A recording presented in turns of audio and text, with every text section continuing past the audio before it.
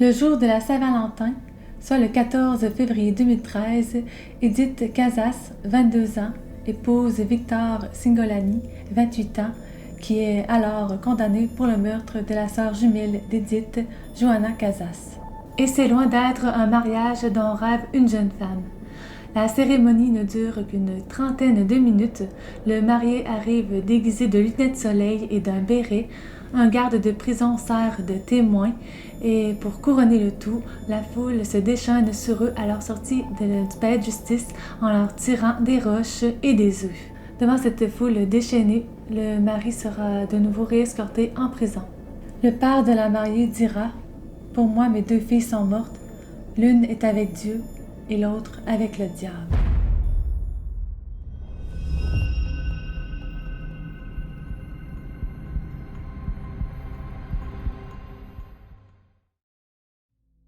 Bonjour tout le monde, bienvenue sur notre chaîne. Aujourd'hui, on vous amène à Pico Truncado en Argentine pour le cas controversé de Johanna Casas. Le 16 juillet 2010, Johanna Casas est retrouvée morte dans un champ à l'extérieur de la ville avec 2 balles dans la tête. Elle n'était qu'à 3 jours de fêter son 20e anniversaire. Elle était belle, pétillante, connue de tous et rêvait de devenir mannequin. Elle avait d'ailleurs gagné un concours de beauté dans sa ville et rêvait de déménager à Buenos Aires, à 1200 km de chez elle, où elle rêvait de faire carrière. Mais qui peut bien en vouloir à cette jeune femme pleine d'ambition au point de la tuer si brutalement?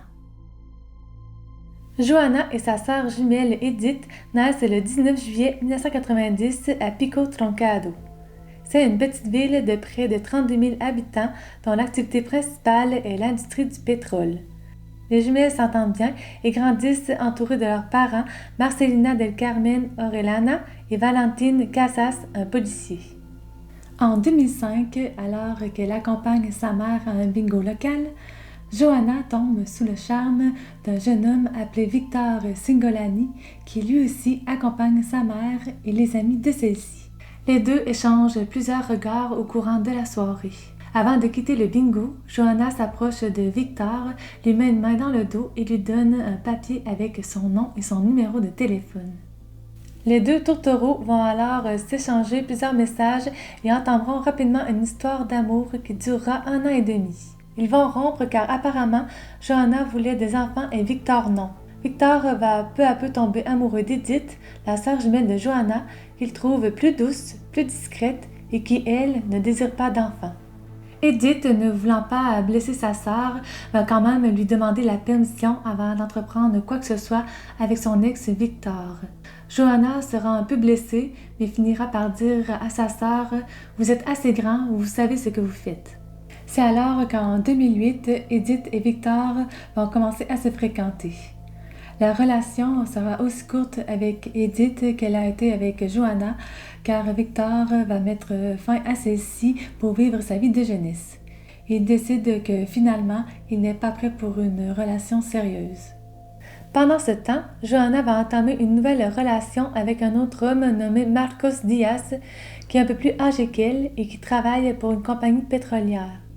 Après quelques mois, Johanna va décider d'emménager avec lui. Plusieurs personnes décrivent Marcos comme un homme violent, jaloux et possessif. Il aurait un jour apporté un couteau et un fusil au travail pour menacer un collègue avec qui il aurait eu une dispute la veille.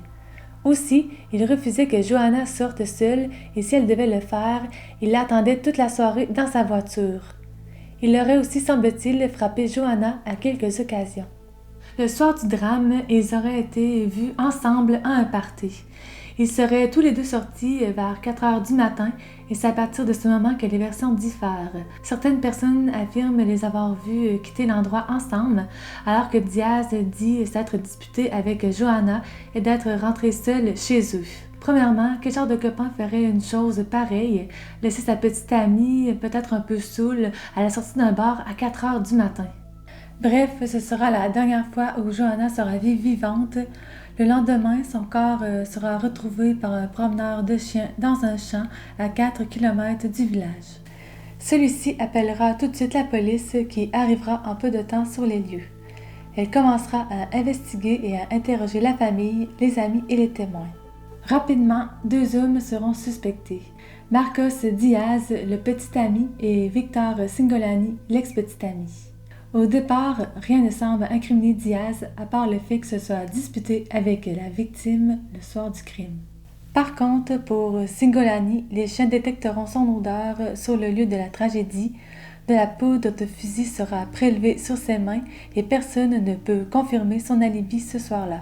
Il sera alors arrêté. Ce n'est qu'au courant de l'année 2012 que l'ADN de Diaz sera retrouvé sur un mégot de cigarette et apparemment aussi, selon une autre version, sur un CD près du corps de Johanna. Dès que les policiers tentent de l'arrêter, Diaz prend la fuite. Très louche quand même. Pendant ce temps, en mai 2012, le procès de Cingolani débute et Edith va témoigner contre lui à la barre en disant qu'il avait été violent envers sa sœur et l'avait menacée.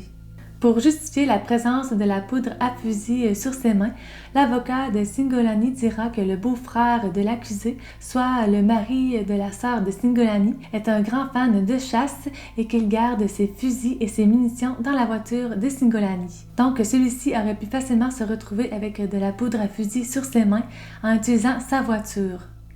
L'avocat de Cingolani a aussi prouvé que 2 fois sur 3, l'odeur de celui-ci n'a pas été détectée par les chiens sur les lieux du crime. Il va aussi ajouter que l'odeur d'une personne peut rester au même endroit pendant 1 mois, donc Cingolani aurait pu se trouver sur les lieux du crime 1 mois avant que celui-ci ne soit commis. En plus, comment aurait-il pu emmener Johanna dans ce champ désert si on n'a trouvé aucune trace de Johanna dans sa voiture? Est-ce qu'ils auraient pris un taxi? Des rumeurs disent que Cingolani et Diaz auraient fait le coup ensemble, lui tirant peut-être chacun une balle, dans le genre « si aucun de nous deux ne peut t'avoir, personne ne t'aura ». D'autres affirment que cette théorie est impossible car les deux hommes étaient loin d'être de bons amis. Malgré tout, Cingolani sera déclaré coupable et condamné à 13 ans de prison pour le meurtre de Johanna Casas. Après 7 mois en fuite, Diaz sera retrouvé et son procès débutera le 4 juin 2013. Comme son ADN a été retrouvé sur le lieu du crime, il sera aussi déclaré coupable et devra passer 12 ans derrière les barreaux. Nous supposons ici que les deux hommes ont reçu la même sentence car ils auraient apparemment fait le coup ensemble. C'est à la fin de l'année 2012 que l'affaire refera la une des journaux et de la télévision locale. Edith Casas veut épouser Victor Cingolani, le meurtrier de sa sœur jumelle. Ils avaient repris contact alors qu'il était en prison et avaient recommencé à se fréquenter.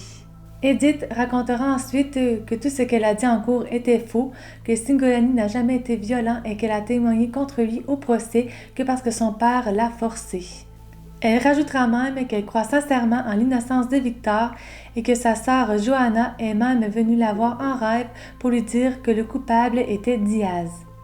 Edith dira aux journalistes « Je vais épouser l'homme que j'aime et non le meurtrier de ma sœur ».